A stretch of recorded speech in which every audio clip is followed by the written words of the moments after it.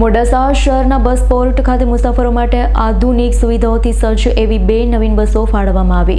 મોડાસા શહેરના બસ પોર્ટ ખાતે મુસાફરો માટે આધુનિક સુવિધાઓથી સજ્જ એવી 2 નવીન બસ ફાળવવામાં આવી। ગુજરાત સરકારના મંત્રી તથા મોડાસાના ધારાસભ્ય ભીખુસિંહ પરમારના હસ્તે મોડાસાથી સુરત અને મોડાસાથી રાજકોટ તરફ જતા રૂટ માટે નવી બસનું ભવ્ય લોકાર્પણ કરવામાં આવ્યું। બસોમાં મુસાફરો માટે આરામદાયક બેઠકો અને સુરક્ષિત મુસાફરી માટેની આધુનિક વ્યવસ્થા ઉપલબ્ધ કરાવવામાં આવી છે। સરકારના પ્રયાસો મુસાફરોને વધુ આરામદાયક અને સુગમ મુસાફરી પૂરી પાડવાનો લક્ષ્ય ધરાવે છે।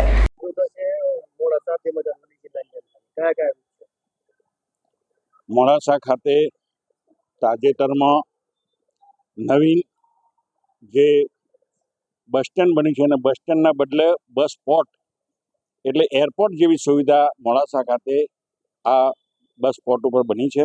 ત્યારે અવારનવાર રાજ્ય સરકાર દ્વારા નવી બસો જે આપવામાં આવી છે અને એ બસો નવી આપવાનું કારણ કે મુસાફરોને વધુમાં વધુ સારી સગવડ મળે એ રાજ્ય સરકારનો હેતુ છે। હમણાં તાજેતરમાં થોડાક મહિના પહેલાં મોડાસાથી રામદેવડા પણ એક બસ શરૂ કરવામાં આવી અને એની અંદર સારો એવો ટ્રાફિક મળી રહ્યો છે।